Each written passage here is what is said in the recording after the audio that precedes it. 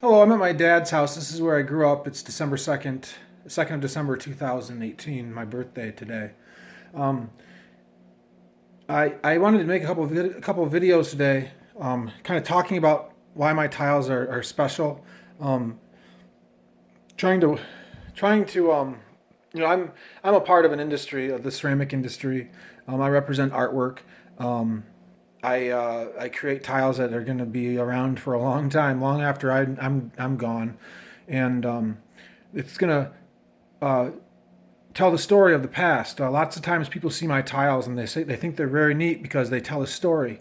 Um, someone told me once that if an Egyptian can understand your artwork, then your artwork is really good. So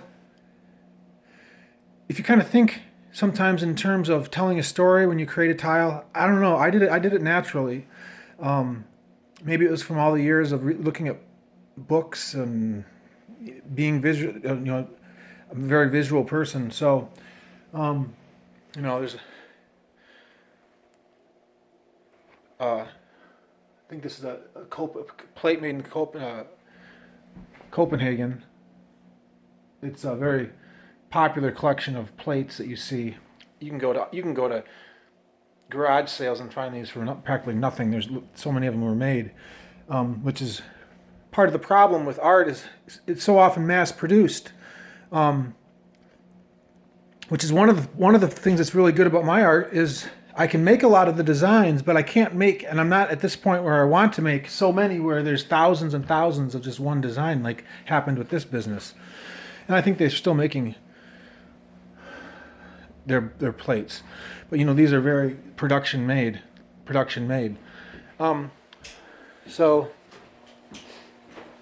here are some of my very first tiles my dad put up on the wall here. Um, and they they're like an open book. So um, and we have my dad has lots of wood carvings too. Uh, Wood and tile are two different artworks. Um, so I was thinking about how here in the United States we really don't have. We're such a young country. We haven't created much tradition, and over in Europe, there's much more sense of a tradition now. What will happen to that tradition in the future? It's hard to say. Uh, but here in the United States, a lot of my business comes from tourism. It's the local people here. I have some very supportive local supporters of me. But a lot of people don't want to spend. Local people don't want to spend. It's one of those it's one of those things. Being a local person and having them buy your artwork. It's there's a lot involved there. In a small town, you know. Um, I think we all know what I'm talking about. So this is my room. Really hasn't changed since I was sleeping here every day. Probably when I was 18, so I was like 22 years ago. But the question, the questions come up about Christmas ornaments. So one way to get more business is to possibly make Christmas ornaments. And I've been thinking about I started making Christmas ornaments last year, and I decided that, I just want to do one Christmas ornament a year. I mean, you could really have a business just making Christmas ornaments or making ornaments in general. So we made two different types of ornaments this year. Maybe I'll make a couple more. Um, then I think about, see here,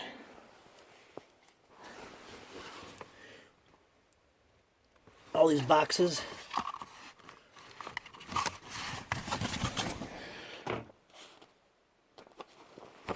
Let's open this one up.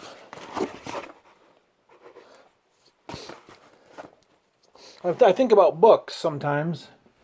And then I think about, when I first started making my tiles, I started thinking about why I was making them. And kind of relating to the I've always been like a collector. I like to collect things. I was brought up with this idea to collect things, collect coins, collect stamps. I collected baseball cards. So I have thousands and thousands of baseball cards. And I don't know how much people collect them anymore.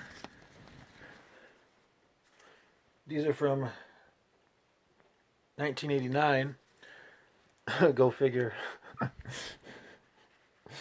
So I quite often when I'm making my tiles, I think about baseball cards. And I think about how, every year they would come out, Topps Baseball Card Company would come up with 792 baseball cards in their set. And that's about how many tiles I've made here in Sutton's Bay, 792. So I think about collecting, and I think about how these baseball cards are sitting here in this drawer, and I would never throw them away. But it makes me think about my tiles. And, you're not going to hang a baseball card up on a wall. And I think about all these books I have. Lots of books.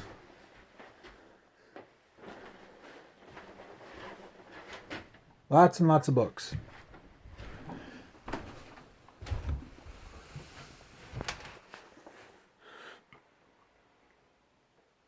Let's see here.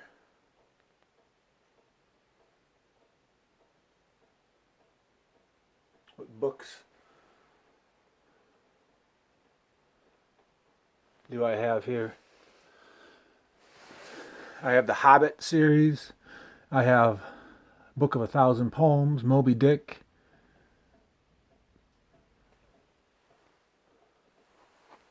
Lord of the Flies, Where the Red Ferns Grows, Call of the Wild, People of the Deer, War and Peace, the Bible, Bulbs, The Wonderful World of Prehistoric Animals. Yeah, this is what I like. Spork.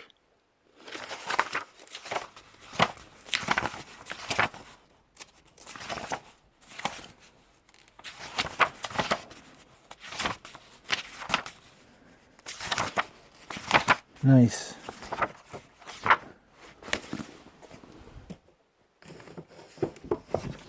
Michigan yesterday and today, The World of Whales, Book of Virtues, New Kid on the Block,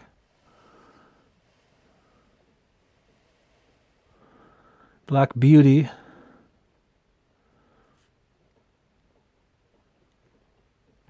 I'm just reading books that I remember. War and Peace, Robinson Crusoe, Gulliver's Travels, The Dark is Rising. This is a book we read in like 4th grade. Remember that was, for some reason, that was very memorable for me. Mutiny on the Bounty, Song and Garden Birds book. Of course, we have some Jim Harrison, The Woman Lit by Fireflies, our local author who lived here and who also wrote Legends of the Fall. What do we have over here?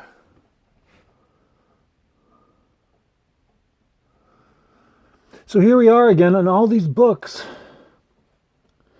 The Hive and the Honeybee. All these books. So here are some of my favorite books. These identification books. Fossils.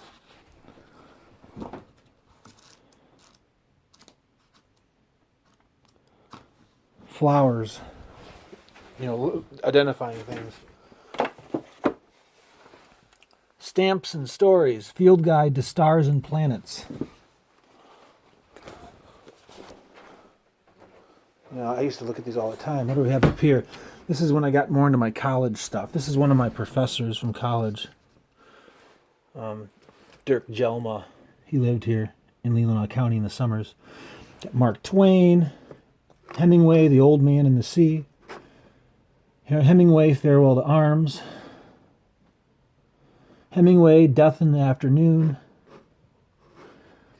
Catch-22, Copper Country, that's a Michigan book. A Boy, Bike, and Buster, that's a local artist, a local writer. Gettysburg, Tom Brokaw, Stephen Ambrose, Citizen Soldier. Took a lot of World War II classes in college. A lot of these are college books I bought in college.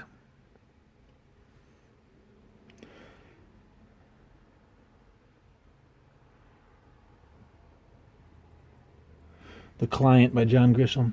So you see, books like baseball cards, they tell a story, you know. The books you sit there and you read. A lot of people go to the library. Some people buy their favorite books. Then they're put on the shelf or sold at a yard sale for almost nothing.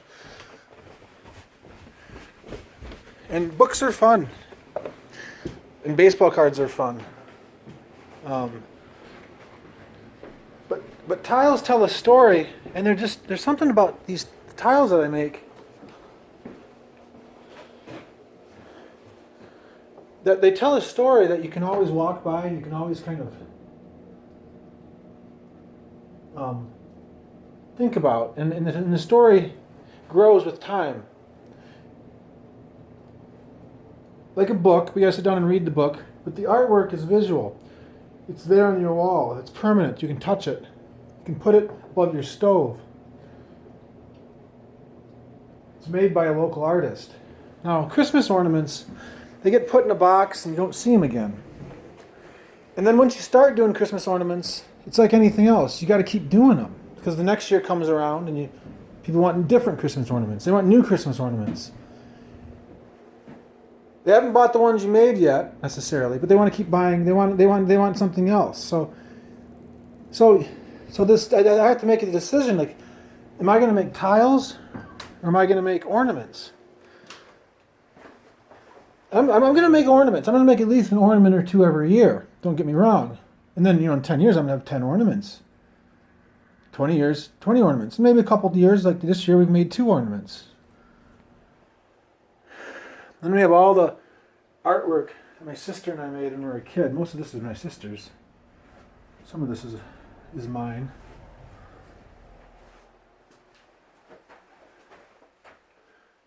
These are the pigs I used to make.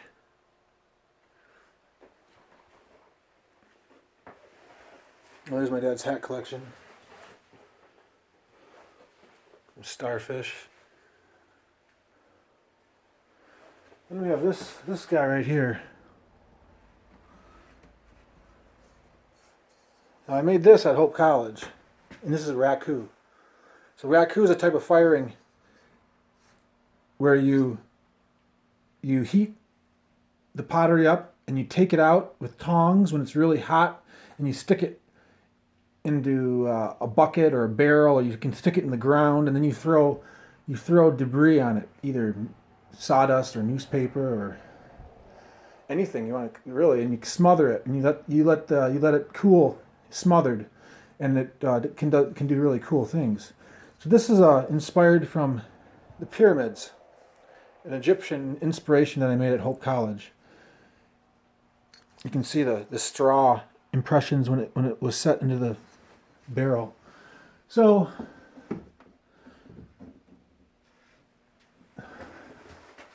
I made this too at Hope College. So no, it's not a perfect set of dinner plates. It's hand built. So I go back to that artist, and that Hawaiian artist that just told me that if an Egyptian can understand it, then your art is really good. If you imagine that. He just told me that recently. So last night I carved a tile called I called it Octopus and a Pig Haw, which is a type of Norwegian shark, deep water shark, a small shark. And the octopus was basically trying to get the pig haw. And then there's starfish and crabs and sea urchins all around, and there's rocks. And it tells a story. And I'm not telling the whole story. I'm just telling you part of the story. And then you can let the story continue on however you want to have it continue on. I don't know if you see it for what it is, like a flower.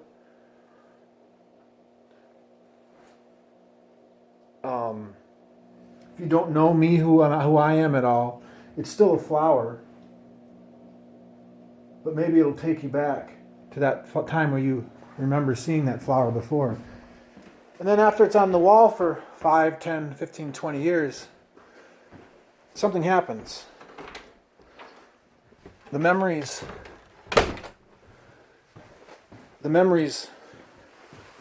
change. There's years go by. And not only do you have the memory of the art, what's on the tile, but you also have the memory of you buying that tile, where you bought it, when you bought it. Maybe you took a chance and you decided to get one. And that opened up a brand new reality to you. Maybe you were nervous and were afraid to go buy a tile for what it might mean. It doesn't mean anything to me. If you buy a tile for me, yeah, I remember who you are. I remember your face and the conversation we may or may not have had. But I don't take anything else away from it. Most of the time you won't even see me. Maybe you'll buy my art at an art fair. But it won't be a book that sits on the wall that you may or may not ever read. It won't be a baseball card in a box. It'll be a tile. You can put it on the wall somewhere. And one of my artists may or may not have painted it. I may have painted it. So, if you wonder why I'm not making Christmas ornaments, last night I sat down and carved another 5x5 tile. I feel like I want to just carve 5x5 tiles. And I want to have a collection of all these stories, all these books I have. And I think that would be,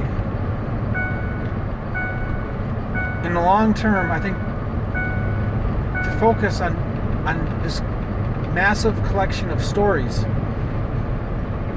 I mean, Ernest Hemingway didn't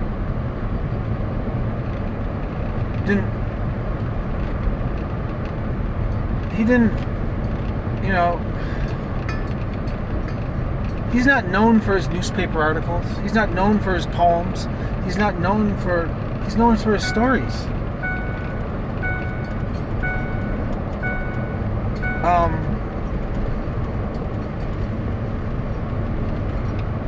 Jim Harrison, the local artist, he's not known for his poems. He has some good poems. He's known for his stories. The movies that were made after his book, it was from a story, not his poem. So my stories are my tiles, and I really think it's important in the long run for me to just focus on my stories, and like Jim Harrison, and like Ernest Hemingway, and like other great artists, writers. I can't remember. I don't know anyone. I haven't mastered any writer. I've read a lot of different books. The old masters, Plato, Socrates. The philosophers.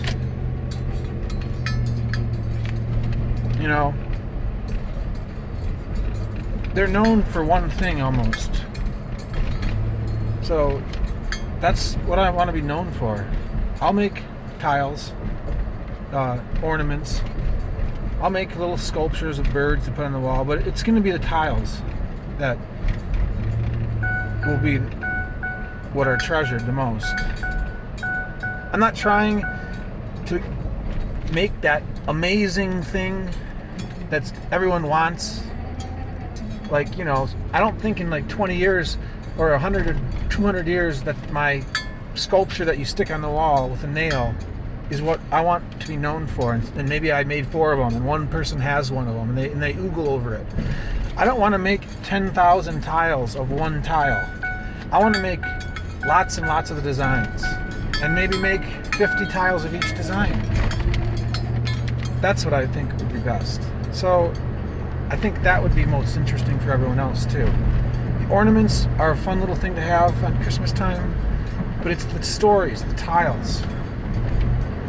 It's my lifelong dedication to that, which I will prove through the years, like my dad has proved through his years of being a potter. That will be the real amazing thing about what it is I end up being known for, and why you would want to buy one of my tiles. So I gotta talk about that because I've been thinking about it before. My tiles are not a book on a shelf. They're not a baseball card in a box. You can put it on the wall. You can get one at a time. You don't have to buy a pack of 12 and a pack of baseball cards. You don't have to sit there and read the book. Unless you really enjoy the book and want to read it. That's good too. So that's something I wanted to say about my tiles. And I'm going to be going right now to the Grand Traverse Commons, and I'm going to do another video. I'm going to do 2 videos there, and then I'm going to post them, and they're going to be kind of related to this, and they're going to be related to Oda, my gallery in Oda. So enjoy. I hope some people want to watch this and listen to this story.